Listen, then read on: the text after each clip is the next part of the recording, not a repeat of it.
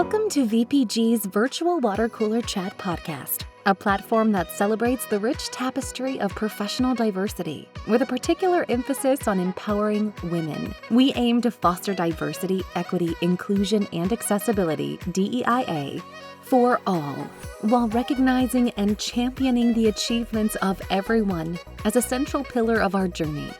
In our conversations, we explore a wide spectrum of backgrounds, experiences, and perspectives, creating a vibrant mosaic that enriches our collective understanding and strengthens our commitment to diversity and empowerment.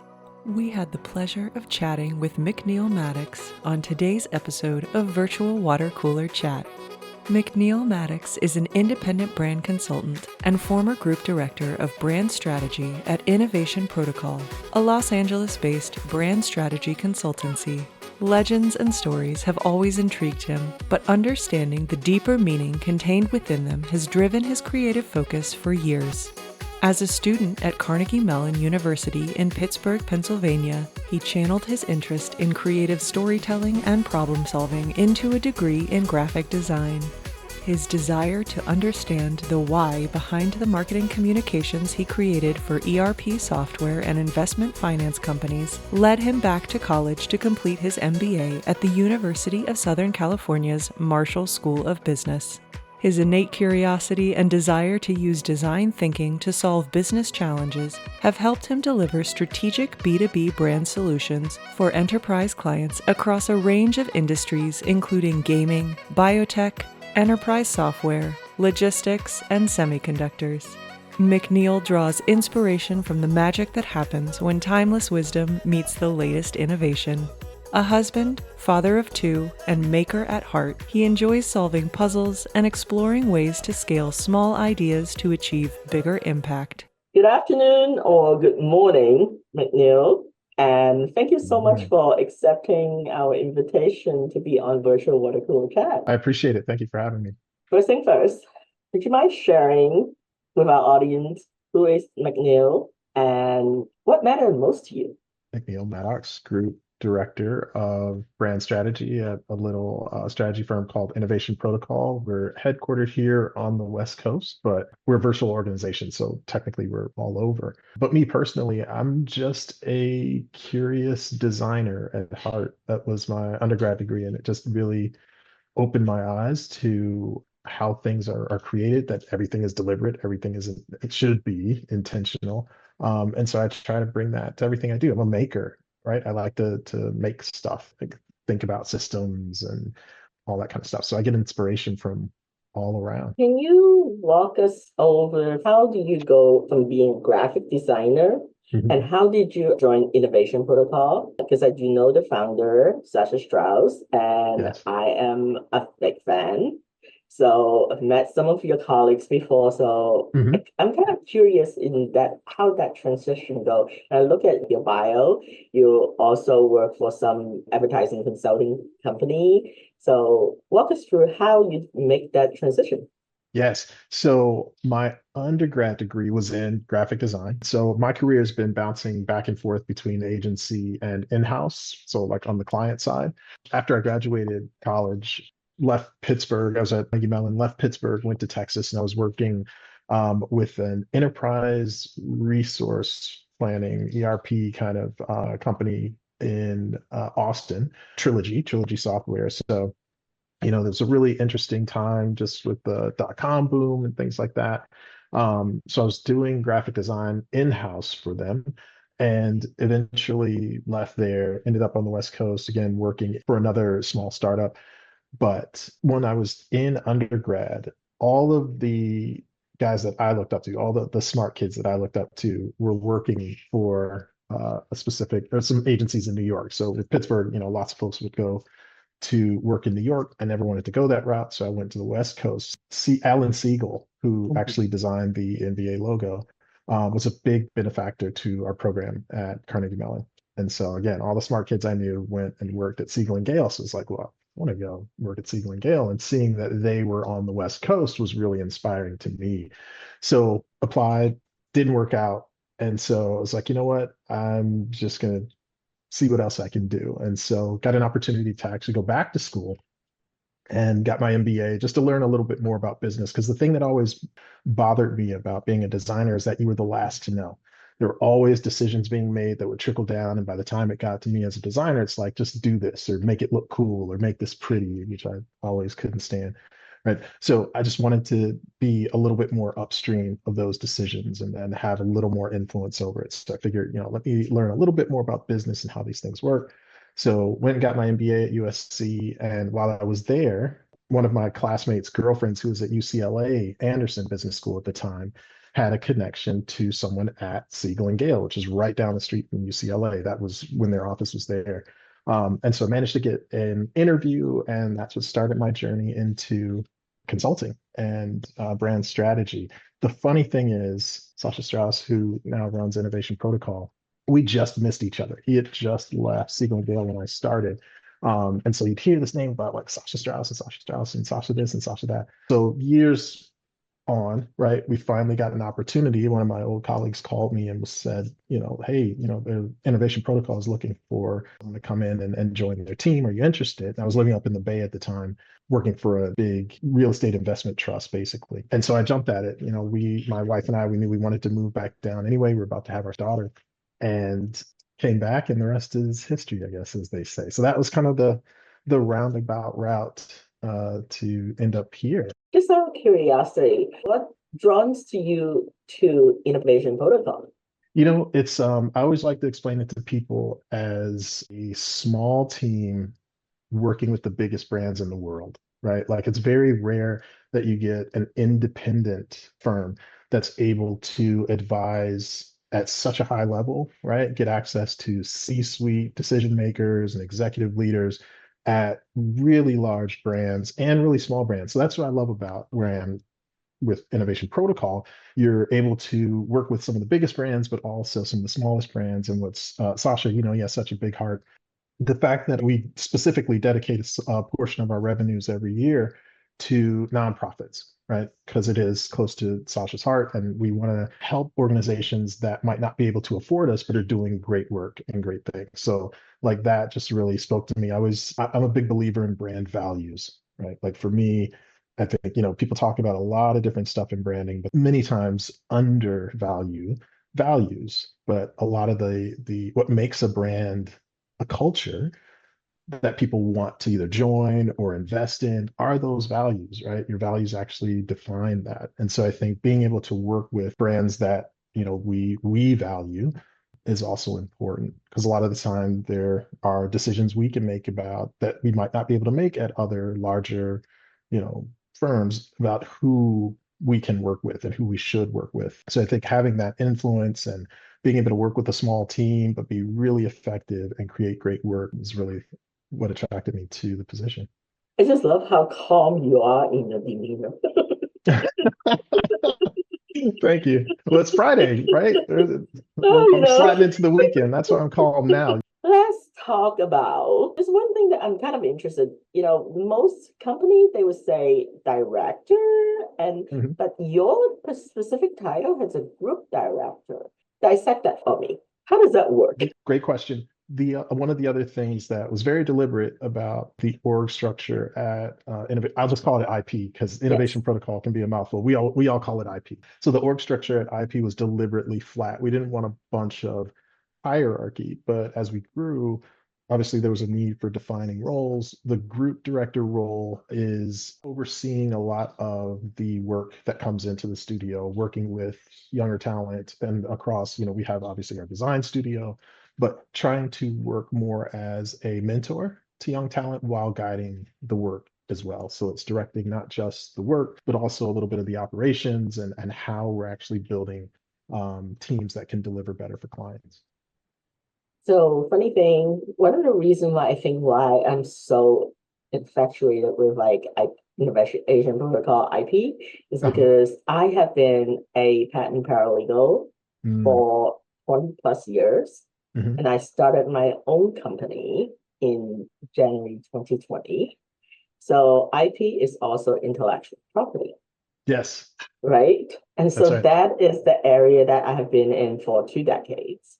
So I took one of Simon Sinek's courses, like the platform. and Sasha talked about like brand strategy.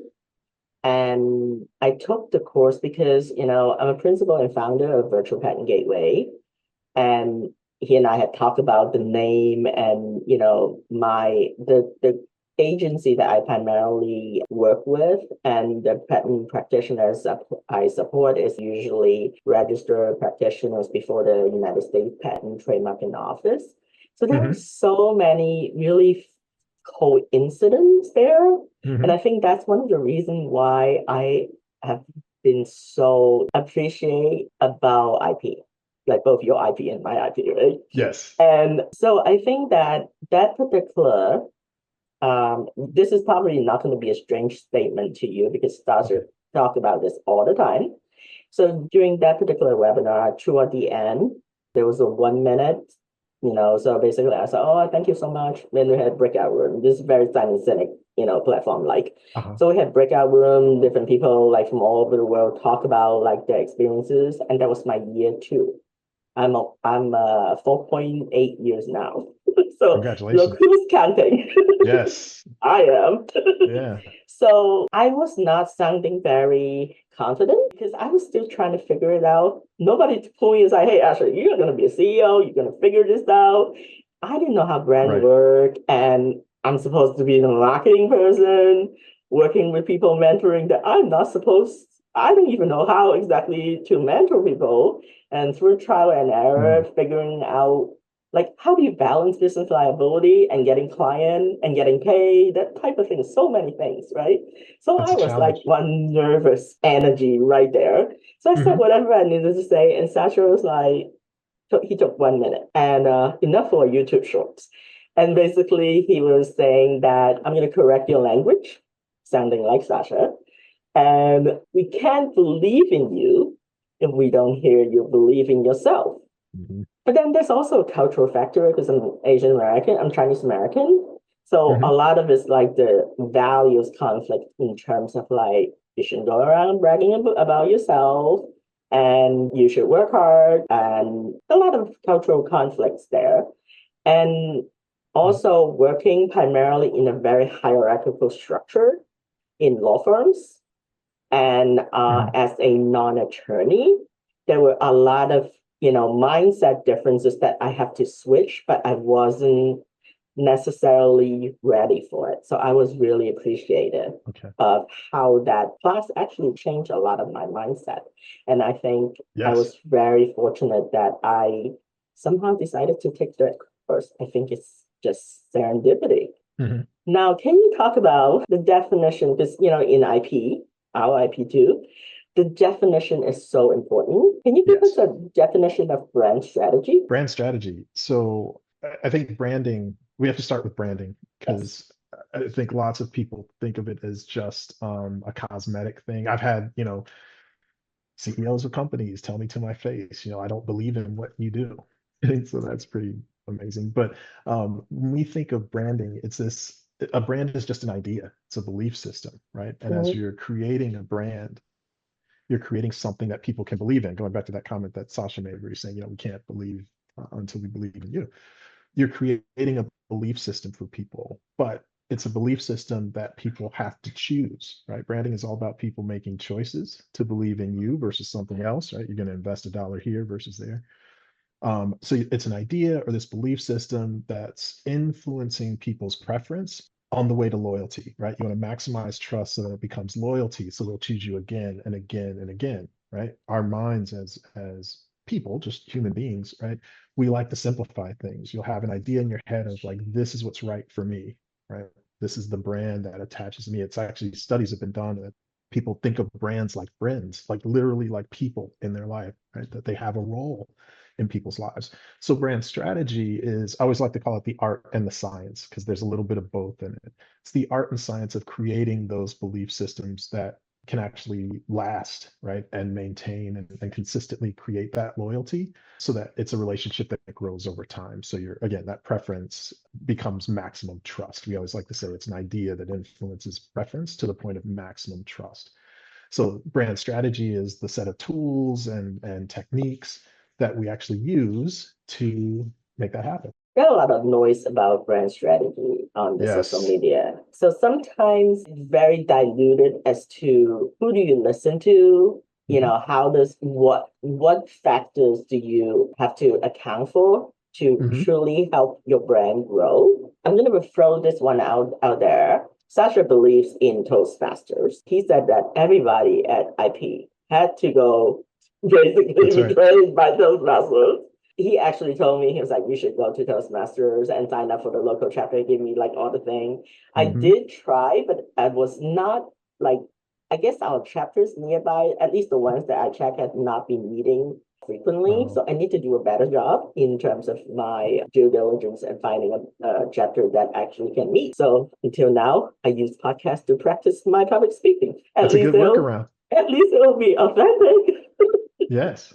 And I have some of the experts like you to be like sitting here chatting with me. Why not?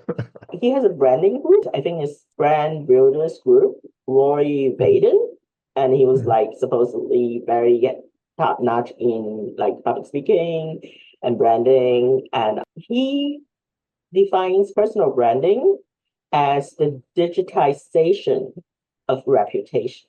Mm. So it does ties into trust. I have not looked at like the background of where he comes up with 58% of Americans would prefer their lawyers have a brand or have Uh-huh. some kind of visibility on social media where they can look up. And I think a lot of it has to tie in trust. So what he said is Mhm. that the more you rely on someone based on trust, the more you would want them to be out there and be visible so that you could actually know what you're kind of like. If you have someone to cut open on Yes. you, like surgeon, you want to know that their success rate. I think that's very true. It's interesting the way he's defined it. I would totally agree. Again, belief systems. You want someone that you can believe in, just like you want something that you can believe in. But that belief doesn't instantly, right? Like we need to be confident in the decisions we're making. Again, branding is all about choice.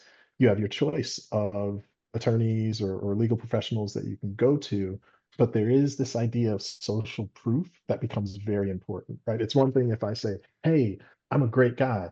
It's another thing if you go to 20 people, right? And they say, hey, he's a great guy, right? Or if you go to 20 people and they say, don't put any stock in anything that guy tells you, right? Like he's just, you can't trust him, like anything like that. That's going to influence your opinion. So there's lots of ways to actually help people understand your expertise. But as a personal brand, you mentioned the cultural differences and how it made you hesitant to, I think you used the word bragging. That idea that people don't want to talk about themselves, they want to talk about ideas to create a personal brand around is really important. Because I think, again, you're not going looking for a person, you're going looking for an outcome. Right. I have a buddy who told me something once that I collect quotes, and this one just stuck with me. He said, he's a salesman, he's a really good salesman. And he said, people don't buy matches, they buy flames. Right? You don't want the thing, you want what it can do, the outcome, right? And you want it consistently. So as you're using these social proof points to say, oh, you help this person, you help that person, you know what you're talking about. Those are the flames, right? These outcomes that this person has been able to create again and again. If you're not talking about it and you don't have other people talking about it, how do people know how effective you can be or that you're the right choice for them, right? So that's where I think personal branding and being more vocal about having a presence, especially now where it's so easy to put a presence out there that gets syndicated across the web. If you're online, as soon as you're online, you're global, honestly. So that becomes an amplifier for your personal brand. But again, you need those proof points and multiple touches. I think there's a stat that people consult like 7 different sources before they actually go to make a purchase decision. So usually 7 touches to act before they, and that can be, friends and family or, blog posts or something like that. They try to gather as much information as they can before they make that decision. It's the same thing with people. So if your personal brand is out there and you're creating content and creating a lot of proof for people to look at, social proof or proof points or things that they can understand the benefit that you can provide to them, those flames again. I think that's really true and really helpful. Now, branding is not equivalent to social media. It's No, it's definitely not. So no. can you decode or debunk a couple, like maybe 2 to 3 myths for us so that people who are Okay. not really aware, but sort of in this seas of confusion of branding, and hear from someone who studies branding and give us a good starting point. It's so broad, like you said, there's just so much advice and so many points of view about branding out there. We have obviously a distinct point of view ourselves and me personally as well. But to answer your question about social media in particular, that is a tool, right? It's like if you could drive a nail with your thumb, why would you ever buy a hammer, right? You'll need it. Social media is just a bullhorn that works across the globe instead of, a couple 100 feet. So it's just a tool, right? It's a pipeline for you to actually, pump content through. And that content can be your brand, right? It can be anything. But that's what social media is good for. It's an amplifier. So just a big bullhorn. There's a lot of research now around what we call the attention economy, right? That now your attention is valuable, and that's why everybody's got something that they want you to buy or some ad in your face, right? Like all the time, right? Our attention can be monetized. So social media is really good at monetizing people's attention, but you have to give them something to pay attention to. That brand becomes the core, that thing that you're actually the oil that you're pumping through those pipes, right? That's the real valuable stuff. That brand, that's point number one, I guess, if I can debunk, point number one, that social media and brand are two different things. And I Yes. think the oil is much more valuable than the pipes, right? Because we had brands way before social media, right? And now when you see technology and the way it's going with AI and things like that, brand, I believe, becomes even more important because now that you think about, like, I'm old enough to remember before there was Photoshop and what Photoshop did to design. So, this Photoshop effect where everyone could go in and change pictures and stuff like that, have their own photo studio in their house, right? Changed design completely. And that's the same thing that social media did when we talk about news journalism and ideas, sharing ideas and the spread of ideas, right? So that it's amplifying things. That brand, I think, becomes really valuable as, again, a belief system because it's the second myth, and it's just a classic misconception that brand is just your logo. It's not, right? Your logo is a piece of the toolkit. Remember, we talked about tools and techniques and strategy that we use to create brands. It's a piece of a bigger toolkit, right? You don't build a house again with just a hammer.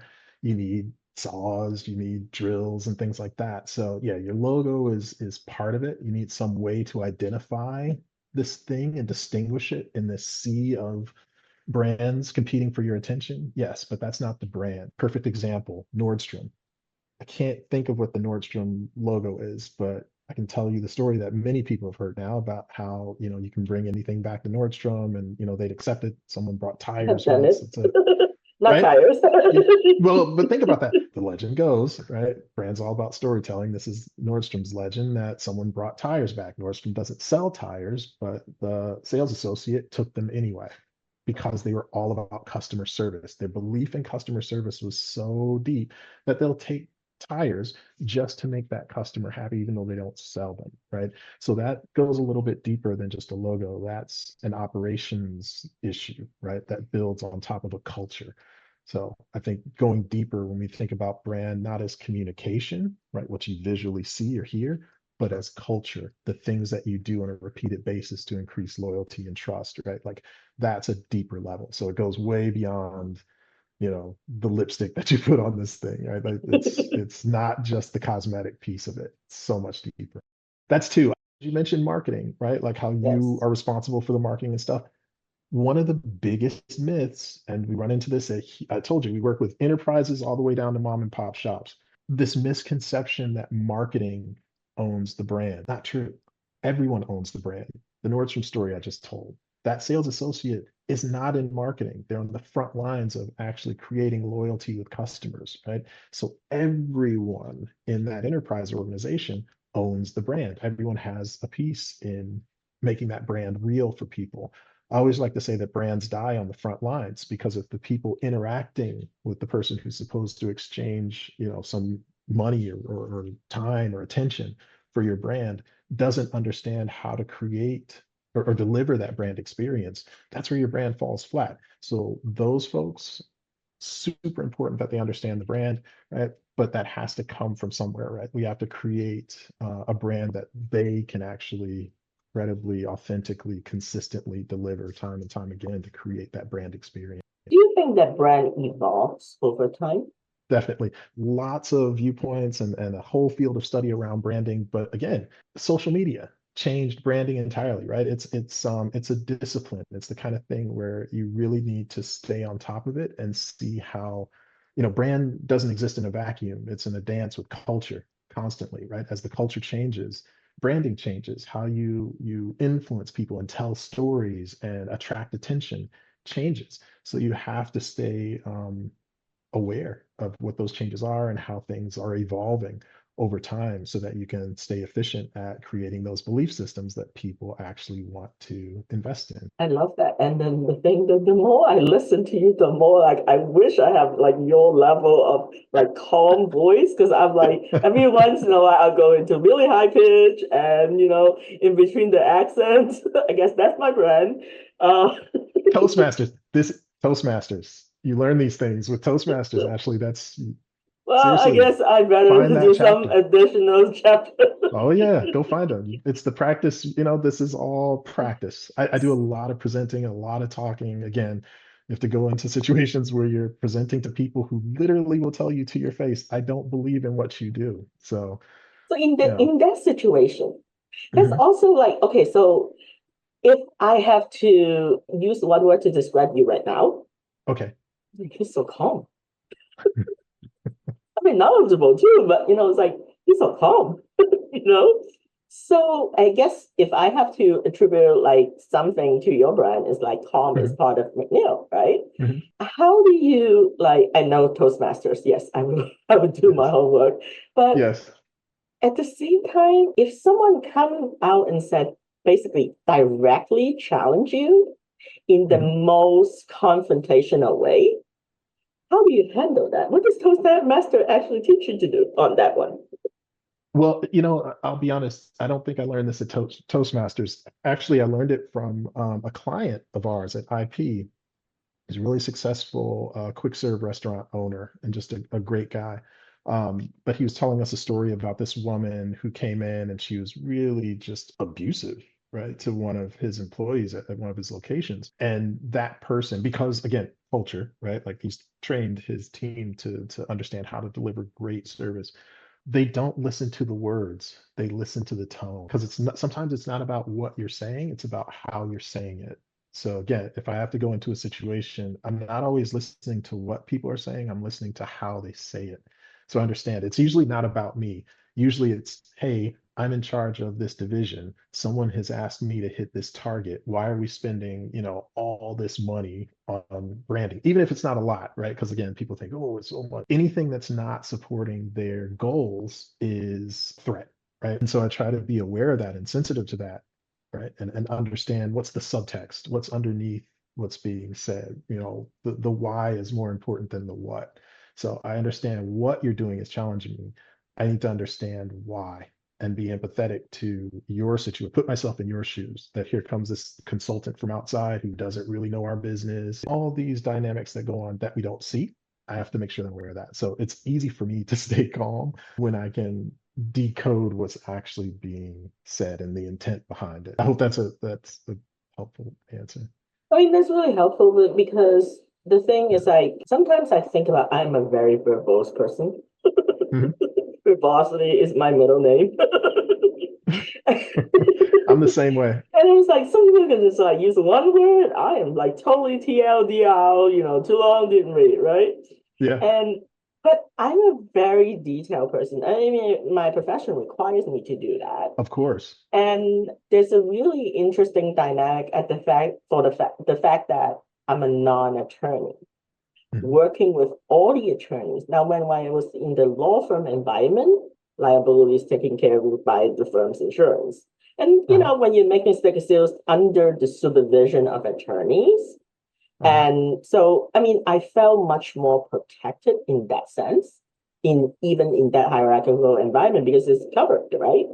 But when I came Uh-huh. out to be like the principal and founder of VPG, I'm under my own general and professional liability insurance. And I will tell you a funny story. When I first started, Yes. paralegal, we study like ethics in terms of like it's under the American Bar Association model rules. Mhm. And two things that really for branding wise, sometimes it helps, sometimes it hurts. Because Oh, when we are non-attorney, I have been educated that you can't allow the public to perceive that you are something you are not.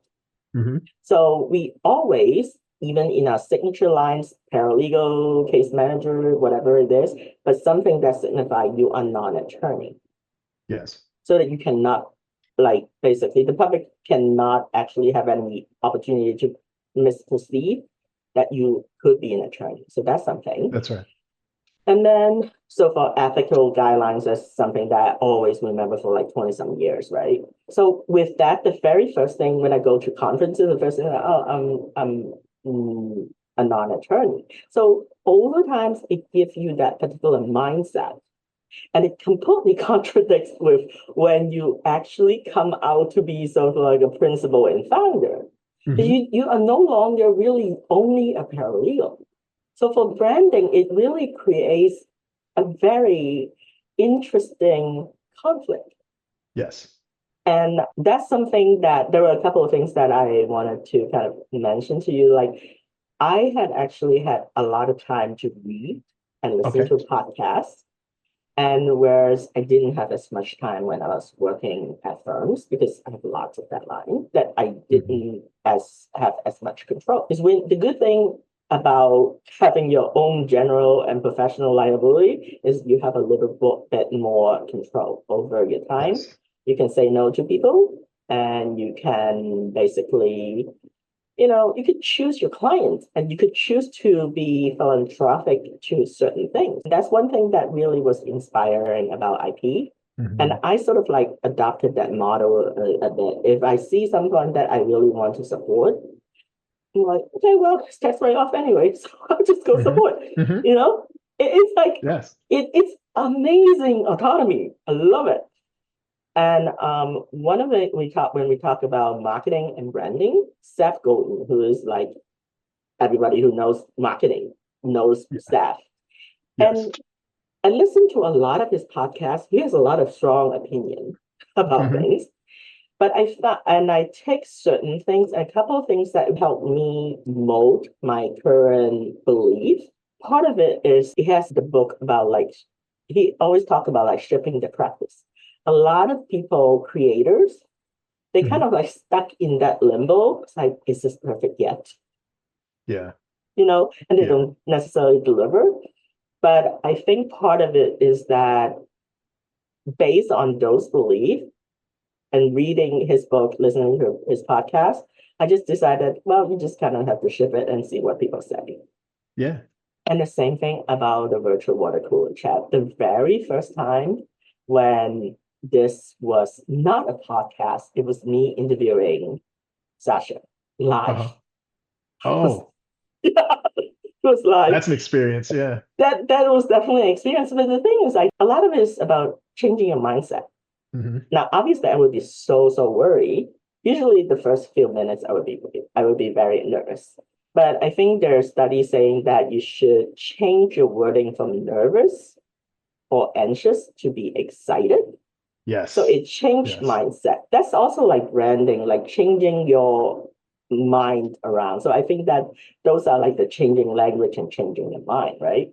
Yes. I knew that, like for that particular live experience, he used the word podcast on there. And at that time, I didn't think there was podcast. And it was like in November, I was like, okay, I'm just going to talk about branding with Sasha. And I knew that he was not going to let me fail. Yes. He's so good. And we're just going to have a chat on live, live LinkedIn and everything. Right. So we did that. It was such a positive experience.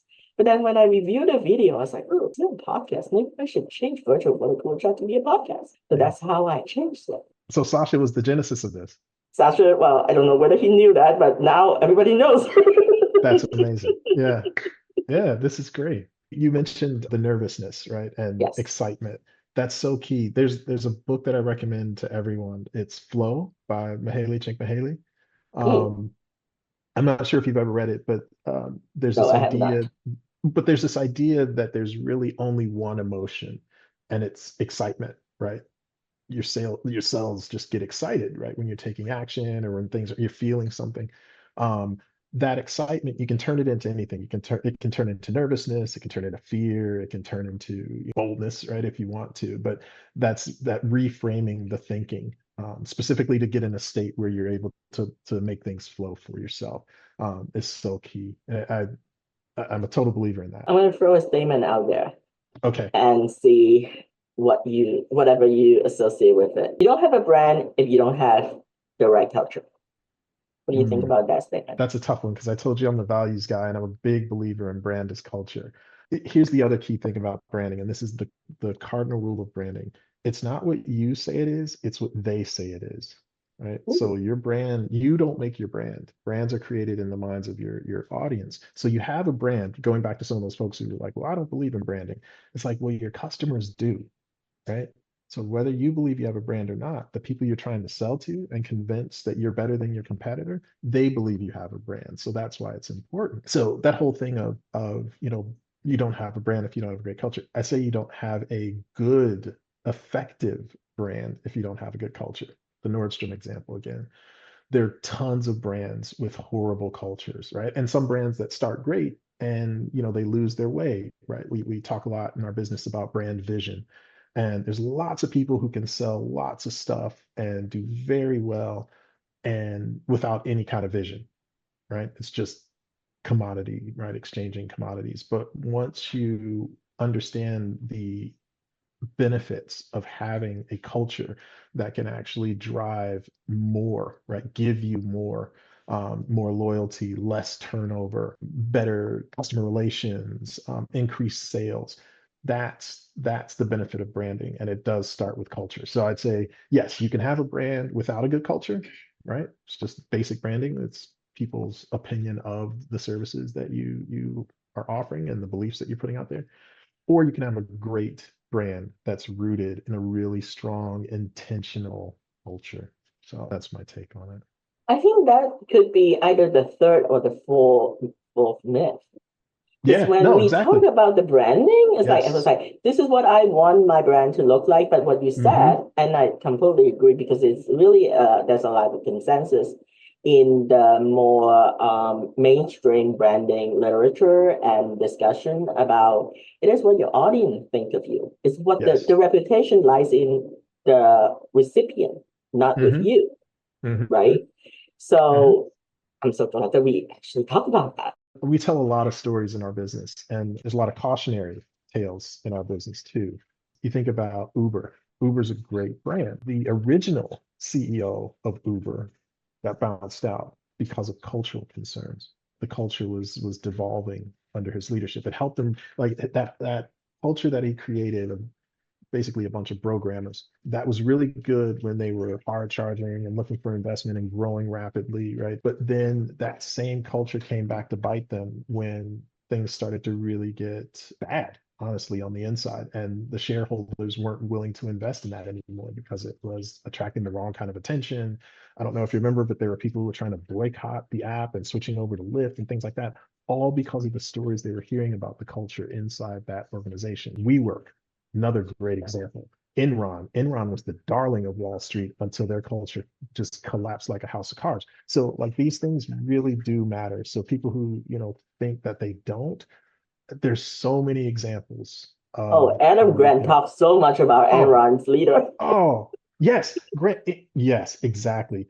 That it's almost like a Greek tragedy, right? When you see like how great that company could have been if it wasn't for the culture. I used to live in Texas, so friends of mine who were in Houston, and once that whole thing imploded, people were looking for jobs, and what used to be a resume builder, right? You see Enron on resumes, people didn't want to touch them. They were toxic because they didn't want that culture infecting their own culture. It's like, why would I hire someone from Enron if they've come from that culture, right? It's like they're radioactive, right? So these things, they really do matter, and they affect people on a much more fundamental level than I think people give it credit for. Well, so I actually went to Dallas, Texas, and went to the Mhm. HCAA summit, because up until that point, I have never met Sasha in person. I feel Oh, like I'm like a big fan, like Taylor Swift on you stage. should be his agent. But no, so the thing is like I was actually in between deadlines. Actually, I just Yes. finished a major deadline. Somehow I saw something on social media, and basically, because usually he does a lot of virtual, webinar. So I Hmm. saw something like, oh, that was Texas, and I was like, I didn't think anything of it until I have a time to like, okay, I'm going to register. So I was going to register online. So I'm just going through the stream of consciousness of how social media affected me because I follow him. Uh-huh. So this thing came out. I was like, oh, okay, I'm going to register. Wait, this is going to be in Dallas, Texas. When is it supposed to be? Do I have enough time to go there? Is he going to be in Hmm. there in person? If it's virtual, then I would not. So I emailed Kelly. I emailed, I was like, is actually going to be in there in person? She goes like, yeah. I'm like, okay. So I have enough friends and clients in Texas. So I might as well just go and visit friends and figure it Yeah. out. I mean, I never go to do something. I'm only killing so many. I don't like to say birds with one stone because that's inhumane. Killing Mhm. a lot of things in one stone. So I Yes. always like maximize different things, right? So Placing a lot of bets on the table. I like yes, a craps yes. metaphor instead. Yes, yes. No, Yeah. no birds killing. So she said, yes, he's going to be there in person. And I said, look, and I said, Okay. okay, well, I'm going to book. So I booked the hotel and made the registration. And look at the registration fee. It's so expensive. So I contacted the organizer and I said, listen, I am a big fan of Sasha Strauss. I want to go surprise him, but I'm not in your industry and I will not pay $2,000 for this. Is there anything that Hmm. you could do to help me? I was like, what would you be willing to pay? I said, I'll do 500 because I think you need to make the money and Yes. I'm okay to do that. So they were like, let me confirm with the people that can make the decision. And then Uh-huh. eventually it happened. Oh, And wow. and I think that, I mean, because I wrote my thesis on negotiation. Nice. So I always thought this is also a cultural thing, and then probably the fact that English is not my native language. So a Okay. lot of time I perceive myself as inarticulate. Oh, Yeah, it's not a great perception. So that has been like changing. But the thing is like without Toastmasters, because yeah. I have not done that yet, a lot of time I kept thinking that I am inarticulate and I am not a great speaker. And Okay. a lot of things, it's just a lot of things that need to be limiting beliefs that need to Okay. overcome.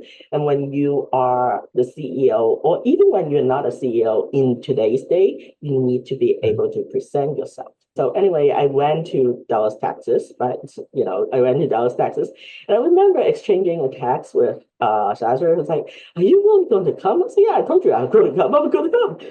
It's just Mhm. that, right? I went to the breakfast. I went there, I sat like in the front where it's not reserved, and he saw me and he came down from the stage. Yeah. And then he just gave me a hug and said, "Hey, you have a longer arm. Can we take a selfie together?" Yes. He was like, okay, okay. So he did that. But He it loves taking was, pictures, like oh yeah, capturing those moments. And he's just such a genuine guy. So that is totally a that is Sasha totally story. him. And that is, I mean, Hmm. the thing is that reputation, he cannot say that I am a genuine guy. I am a brand strategist that really are giving to other people. Other people have to totally buy in, right? Yeah, yeah. And But those I mean, stories, like those, I always call it. He's like the Kevin Bacon of branding, right? Yeah. Have you ever played that? Was it 6 Degrees of Kevin Bacon? That game yes, where you find an actor, and within 6 degrees, you're going to find a movie that they probably starred in with Kevin Bacon, or their connection to Kevin Bacon. That's what branding is like with Sasha. Like, you know, at some point you've probably worked with someone who has worked with Sasha, or a business that has worked with Sasha. So yeah, it's like these stories, right? He has his own personal brand, and they're built on stories, just like every other brand. But these really great, authentic, just like this. I never heard this story before, of course, but it's so consistent, right? And again, just like we talked about before, you get these consistent impressions of this person, or this service, or this company, or this thing, right? And it creates in your mind this idea of who they are, what it is, or what to expect from them. So yeah, that's totally a Sasha story. Yeah, and the thing is, I mean, obviously, I don't even know exactly how much does it cost to hire IP. So at one point, I said to him, I was like, I don't know how much it is, but like for me, I don't like to owe people favors. That's just a Mm-hmm, personal thing. So I feel like that. I think it probably has to do with the fact that I come from a billable culture. Every six mm-hmm. minutes, you got to bill. For 20 Yeah, some years, that yeah, affect your mind. And so yes. I think that it's really difficult for me to perceive when someone does not want to put a value to a transaction. And when Oh, someone that is really being that giving, there are times that I don't question him, but I do hmm. question a lot of those because that's sort of not the environment that I grew up in, both Yes. culture and otherwise. All right, we cannot go through this without talking about your view of diversity, equity, inclusion, and Mm-hmm. accessibility. And how does that actually work Yes. in today's society, especially in relating to Yes. revenue? Yes. Again, I think it all comes back to those beliefs. And we talked about art and science, right? We do a lot of research and we get to see a lot of research in our field. And I think the research around, and you can go back like a decade, the research around this is, people get so emotional about this. I consider myself a stoic, right? So, if you take the emotion out of it and you think about this as a business tool, that's what we always say. We're business consultants. Brand is the tool, the vehicle that we use to help people achieve business outcomes. In business, you as a business owner understand you want an advantage, right? You want an edge. It's valuable, right?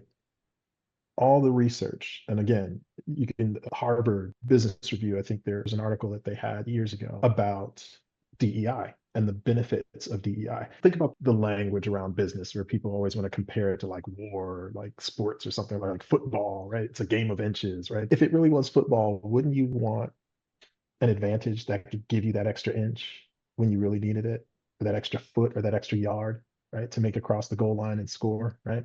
That's what DEI is. Look at all the research. It'll tell you more diverse teams outperform more homogenous teams. Like almost there's a marked difference, like a significant difference between diverse teams versus homogenous teams. There's a study done by UCLA. Actually, they do it every year. It's like, what do they call it? It's like the Hollywood Diversity Report. They actually show the earnings, right? Because again, domestic market is one thing. Most films make money in the international markets. It's much bigger than the domestic market. You look internationally, the films that actually have more women and more diverse casts outperform. They do better financially. What business doesn't want to do better financially? So that's how I look at it, right? You hear a lot of rhetoric around DEI and again, people getting their feelings about it. Do we want to do better or not? That's what it comes down to for me, right? And so I think from a quantitative as well as qualitative standpoint, you can prove you just do better when you actually make investments in DEI, right? Because again, our human experience is limited. Grow up on the East Coast, like I grew up in Ohio, right? So my girls, they're both California girls, and so I tell them these stories about snow and what it's like to be in snow, and I had to explain.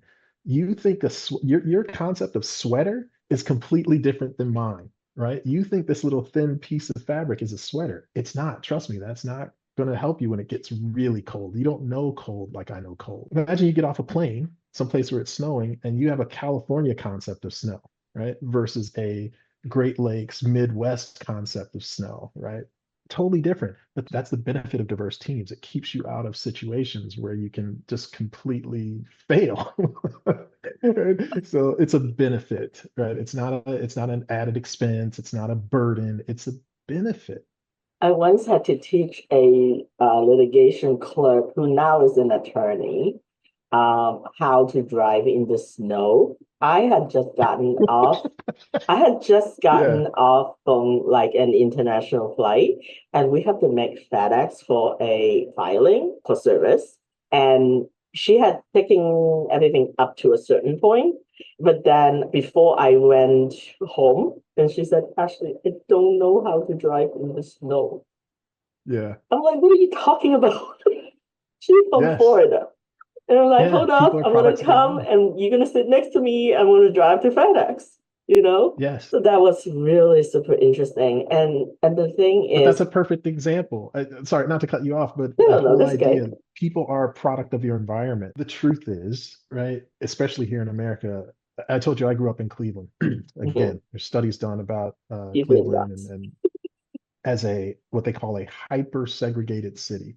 Hyper segregated, right? Like literally laws and ordinances put in place to create ethnic enclaves, right? It is hyper segregated. So you see the deliberate division of people, right? That it's systemic, systematic, right? By design. So that idea that if you're only able to see through a pinhole, you're only able to see the world through a pinhole. Once you open that door and you step across into somewhere that you've never been, how are you supposed to survive, right? You get dropped off in the middle of the desert. Well, you know, how do you succeed, right? How do you survive, right?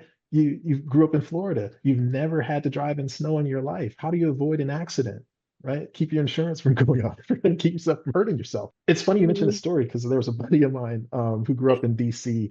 I went home with him for winter break one time, and DC they don't get a lot of snow, but it was snowing, and there was maybe like an inch of snow on the ground. And this is before Uber. We called a cab because we've been out partying and stuff. We were going to go home, and the cab driver was going to charge us more. He's going to bump up the rate because of hazardous driving conditions. An inch of snow. And so I told him, like, why don't you sit in the passenger seat? I'll drive us home and you just charge us the regular rate. I know how to drive in snow. It's Did just you there's actually do that? skills. I did. I told him that. He didn't appreciate it, of course. We just thought it was funny because me and my buddy that we were like that. But it's skills. It comes down to skills. You can't know it all.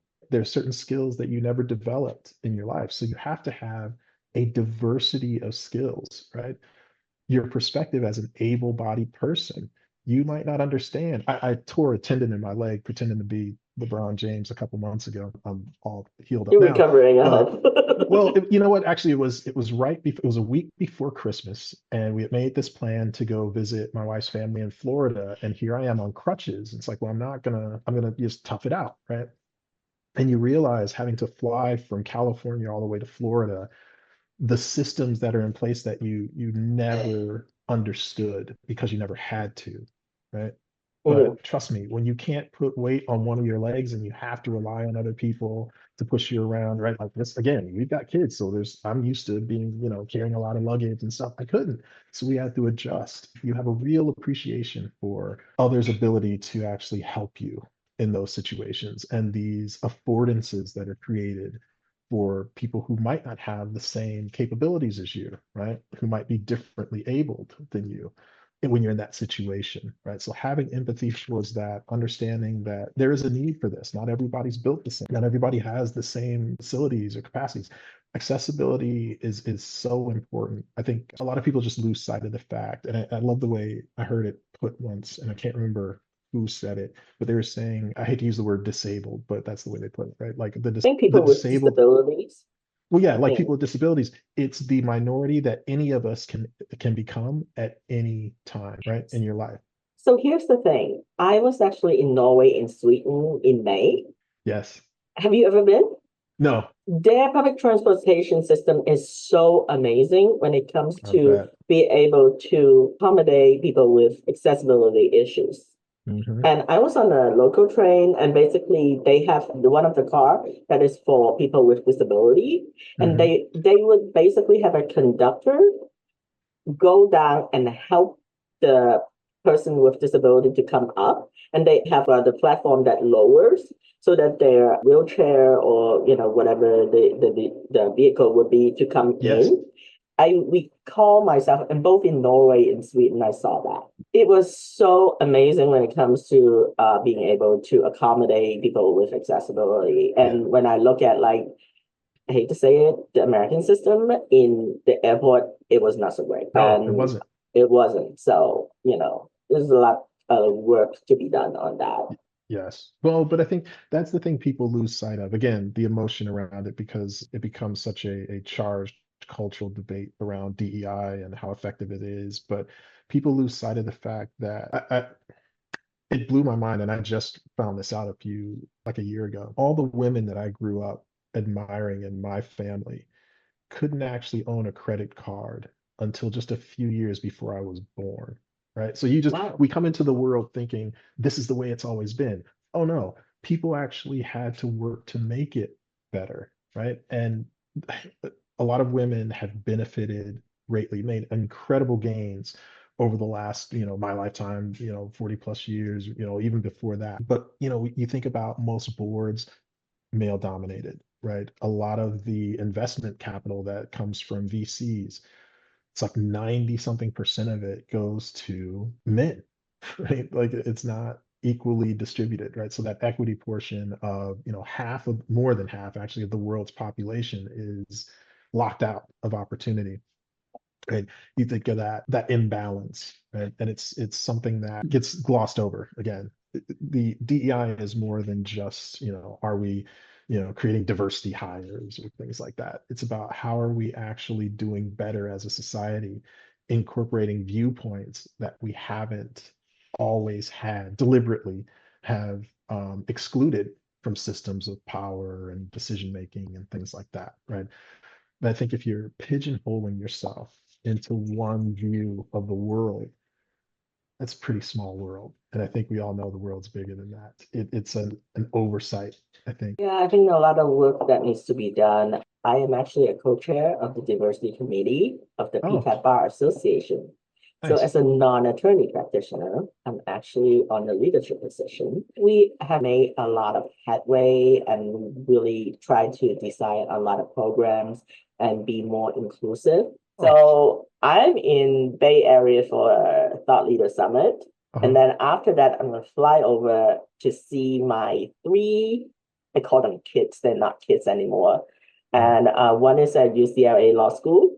Nice. And one graduated from UCLA, but taking a gap year and working Okay. for a law firm in LA. And they were all with EPG before everybody has their own sort of animal avatar. Uh-huh. One is a capybara, and then as soon as she becomes, heck is a capybara? Yeah. And then I show her mentor, and it's like, that's a giant rodent. And then I told her, it's like, your mentor said that you're a giant rodent. She goes like, but a cute one. Okay, fine. You should go see them in person. Like if you've ever seen them in person, they really are cute. We took the kids to Columbia for Christmas like a couple years ago, and we went to go see, animals at the zoo. You get to see them in person. They really are actually cute. Well, Right? you know where they have like capybara, like cafe? Tokyo. No, really. Yeah, I saw that. I mean, because it's like capybara just keep coming up on my social media now because, Yeah. AI. Yeah. So I was like, oh my God, I have to go hang out with some capybara. So McNeal, thank you so much. I'm going to use Richard Mayhew's painting that you provided us so Yes. that for your YouTube background. Thank And you. thank you so much. This has been such a fun conversation. Part two will be in person. I hope so. Thank you Perfect. so much. Well, thank you for giving me the opportunity. I really appreciate Yeah, I need to learn to level my voice. it. That's massive. Just be you. No, just be you. Just be you. It's the best thing you can be.